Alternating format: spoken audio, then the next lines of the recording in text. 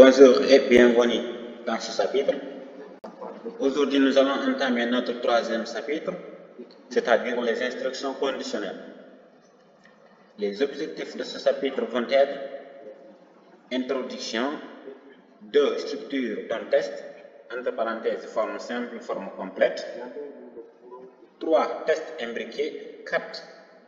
Les choix multiples, 5. Conclusion. Alors, sans plus tarder, nous allons démarrer avec ce chapitre. Chapitre 3, les instructions conditionnelles, autrement dit les alternatives. Introduction. Les algorithmes comportent généralement deux types d'instructions. 1. Les instructions simples qui permettent la manipulation des variables telles que l'affectation, la lecture et l'écriture que nous avions vu déjà dans le chapitre précédent. Les instructions de contrôle qui précisent l'enchaînement chronologique des instructions simples. C'est en particulier le cas des instructions conditionnelles ou les tests. 2. Structure de test. Il existe deux formes de test, forme simple ou réduite et forme complète. Voyons avec la forme simple. Forme simple. Dans cette forme, une action qui correspond à une ou plusieurs instructions est exécutée si une condition est vérifiée. Sinon, l'algorithme passe directement au bloc d'instructions qui suit immédiatement le bloc conditionnel. Syntaxe. Si condition, alors instruction. Fin. Alors, si cette condition est vérifiée, l'algorithme exécute. Mais si la condition n'est pas vérifiée, l'algorithme passe directement au bloc d'instruction qui suit immédiatement le bloc conditionnel. Si la condition n'est pas vérifiée. Voyons avec l'organigramme. Condition. Si la condition est vérifiée, on a oui. Alors c'est l'instruction qu'on a exécutée. Si la condition n'est pas vérifiée, l'algorithme passe directement au bloc d'instruction qui suit immédiatement le bloc conditionnel. Remarque, la condition évolue après l'instruction si est une variable ou une expression booléenne qui à un moment donné est vraie ou fausse. Par exemple, x égale y, x inférieur ou égal à y. Exemple, x prend 5, y prend 9. Si condition, c'est-à-dire si x égale à y, alors instruction, écrire x est égal à y. Dans cet exemple, le message x égale à y ne sera pas affiché puisque la condition x égale à y n'est pas vérifiée. Bien sûr, ici x est égal à 5, y égale à 9. Donc, comme on a fait une condition, si x égale à y, alors l'algorithme doit nous écrire x est égal à y. Mais comme x n'est pas égal à y, alors après exécution, ce message-là ne sera pas affiché. Forme complète. Cette forme permet de choisir entre deux actions selon qu'une condition est vérifiée ou non. Syntaxe. Si condition, alors instruction in, sinon instruction 2, action 2, fin, si. Ici nous avons deux choix. Si condition, alors instruction in, sinon instruction 2. Alors, maintenant, si la condition est vérifiée, on a instruction in qui sera affichée, sinon c'est l'instruction 2 qui sera affichée. Par exemple, si nous prenons l'exemple précédemment que nous avons fait, si x égale à y, alors écrire x est égal à y, sinon écrire x n'est pas égal à y. Par exemple, avec précédemment, si x prend 5, y prend 9, on fait si x égale à y, nous savons déjà que x n'est pas égal à y. Maintenant, la condition n'est pas vérifiée. Nous avons dit si x est égal à y, écrire en première instruction x est égal à y.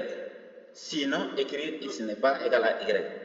Donc, à la fin, nous aurons x n'est pas égal à y, car la première condition n'est pas vérifiée. X n'est pas égal à y, x égale à 5, y égale à 9. Donc, x n'est pas égal à y. Donc, l'algorithme passe directement l'instruction 1 et vient au niveau du sinon et exécute ce message x n'est pas égal à y. Voyons avec l'organigramme correspondant. Ok, ici, condition, c'est-à-dire condition, si la condition est vérifiée, c'est oui, c'est instruction 1 qui sera exécutée. Si la condition n'est pas vérifiée, c'est instruction 2 qui sera vérifiée. C'est ce que j'ai expliqué précédemment. Si la condition est vérifiée, nous aurons x égale à y. Mais si la condition n'est pas vérifiée, nous aurons x n'est pas égal à y. Et là-bas, nous aurons x n'est pas égal à y, car x égale à 5 et y égale à 9. Remarque, certains problèmes exigent parfois de formuler des conditions qui ne peuvent pas être exprimées sous forme d'une simple comparaison. Par exemple, si x appartient entre 0 et 1, s'exprime par la combinaison de deux conditions x supérieur ou égal à 0 et x inférieur à 1, qui doivent être vérifiées en même temps. Pour combiner ces deux conditions, on utilise les opérateurs logiques. Ainsi, la condition x appartient 0, 1, c'est-à-dire fermé en 0, ouvert en 1, pourra s'écrire sous la forme x supérieur ou égal à 0 et x inférieur à 1. Ici, vous voyez les opérateurs logiques et ou et non sont les opérateurs logiques. Cette dernière est appelée une condition composée ou complexe. Une condition composée est une suite de conditions simples reliées par des opérateurs logiques. Voyons un exemple. Sur la forme complète d'un test, x prend 5, y prend 9. C'est l'exemple précédent. Si x égale y, alors écrire x est égal à y. Sinon, écrire x est différent de y. Avec cette forme, on peut traiter les deux cas possibles. Si la condition x égale à y est vérifiée, le premier message est affiché, c'est-à-dire x est égal à y. Si elle n'est pas vérifiée, le deuxième message est affiché, c'est-à-dire x est différent de y. 3. Test imbriqué.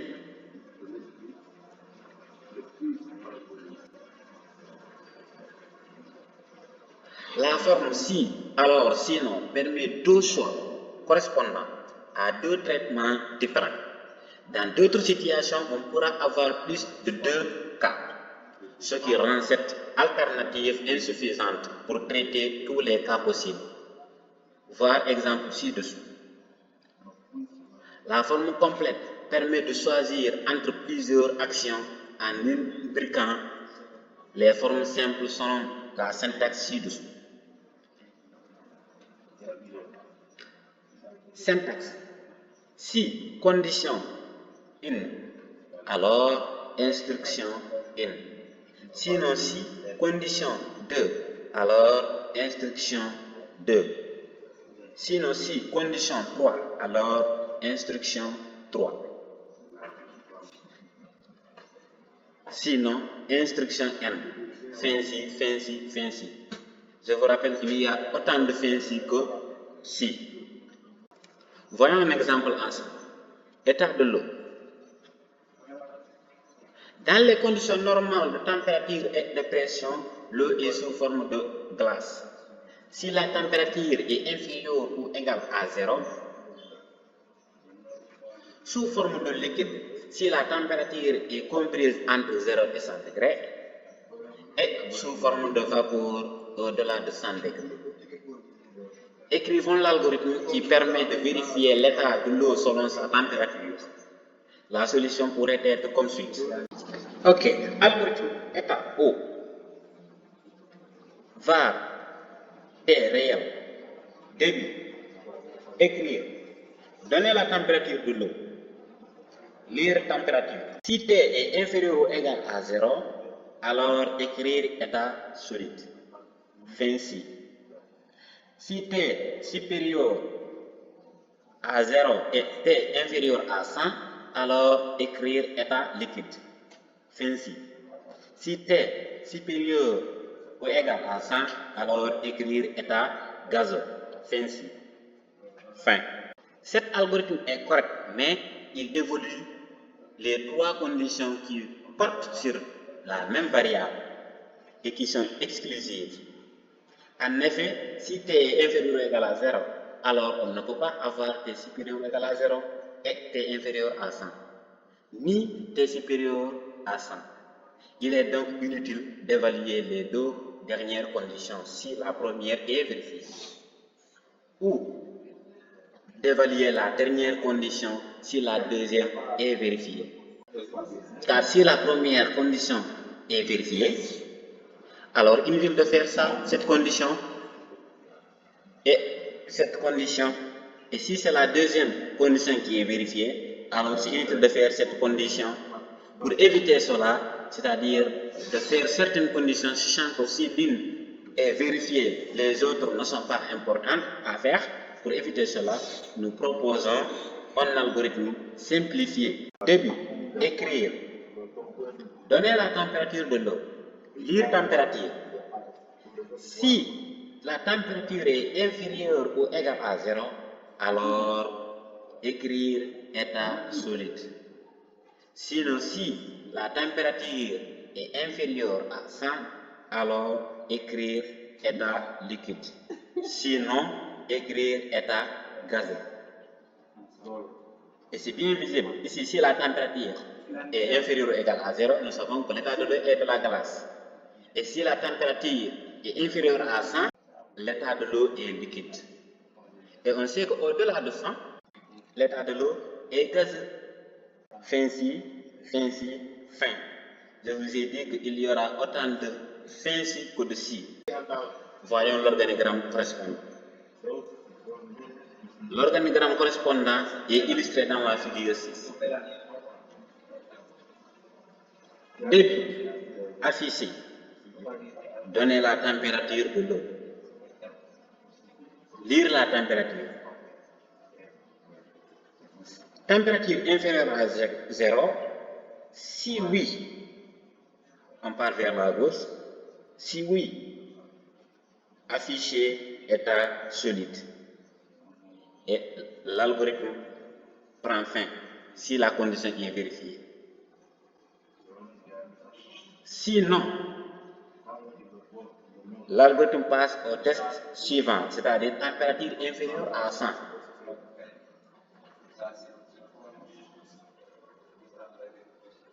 Si la température est inférieure à 100 réellement, affiche état liquide et prend fin.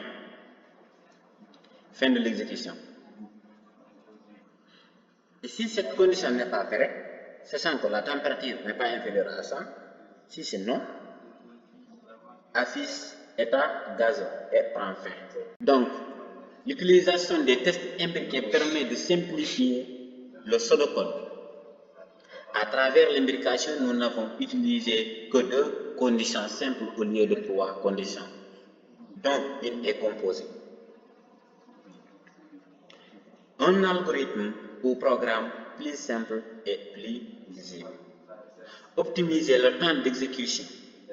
Dans le cas où la première condition est vérifiée, l'algorithme passe directement à la fin, sans tester le reste, qui est forcément faux. Un algorithme ou programme plus performant à l'exécution. Petite remarque, nous avons les équivalences suivantes. Non A et B, ça s'équivaut à non A ou non B. Non A ou B, c'est équivaut à non A et non B. Ainsi, toute structure de test avec l'opérateur logique et peut être exprimé d'une manière équivalente avec l'opérateur logique OR et vice-versa. Par conséquent, les deux alternatives suivantes sont équivalentes.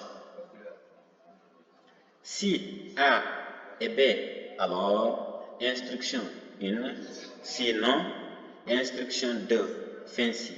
Ça, c'est équivaut à dire que si non A ou non B, alors instruction 2, sinon instruction 1, fin ci. 4. Les choix multiples. Il existe une autre variante, instruction conditionnelle, qui permet d'effectuer des actions différentes suivant les différentes valeurs que peut avoir une variable. Cette structure est décrite comme suit. Syntaxe. Selon variable, variable 1, instruction 1, variable 2, instruction 2, jusqu'à variable n, instruction n. Défaut. Instruction par défaut. Fin selon. L'organigramme correspondant selon variable. Condition. Si la première condition est vérifiée, si oui, on a l'instruction in qui sera exécutée et l'algorithme passe directement à la fin. Si la condition n'est pas vérifiée, alors l'algorithme passe au test de condition 2. Si cette condition 2 est vérifiée, c'est l'instruction 2 qui sera exécutée et l'algorithme saute, ignore tous les restants et passe directement à la fin. Et si la condition 2 n'est pas vérifiée, l'algorithme passe à la condition 3, condition n, autant pour moi. Si la condition n est vérifiée, c'est l'instruction n qui sera exécutée et l'algorithme passe directement à la fin. Sinon, c'est la condition par défaut qui sera vérifiée et l'algorithme passe à la fin. C'est-à-dire, si toutes les conditions là ne sont pas vérifiées, alors l'algorithme passe à la condition par défaut. Dans la structure de test de choix multiple, l'action peut être une suite d'instructions. La valeur est une constante de même type que la variable. La partie défaut est exécutée si aucun des autres cas n'est pas vérifié. L'exécution des différents cas, y compris le cas par défaut, est exclusive, c'est-à-dire l'exécution d'un seul cas provoque la sortie de cette structure. Voyons un exemple. Dans ce qui suit, le nom du jour de la semaine correspondant est affiché selon la valeur de la variable jour. Jour prend 5. Selon jour, jour 1, 2, 3, 4, 5, 6, 7. Donc l'expression jeudi est affichée dans ce cas, car selon jour, jour a pris 5 comme valeur. Donc si les tests commencent avec jour 1, ça ne correspond pas, ça vient jusqu'à jour 5, il y a coïncidence. Donc c'est l'instruction qui correspond à jour 5 qui sera affichée, c'est-à-dire écrire jeudi. Jeudi sera affiché à l'écran. 5. Conclusion. Dans ce chapitre, nous avons présenté le principe de la condition suivante, lequel un algorithme peut effectuer une action ou prendre une décision. Ceci est mis en œuvre à travers les instructions conditionnelles ou tout simplement les tests avec leurs différentes formes vues précédemment. Voilà tout pour ce chapitre et dans le chapitre prochain, nous allons voir les instructions itératives, autrement dit les boucles.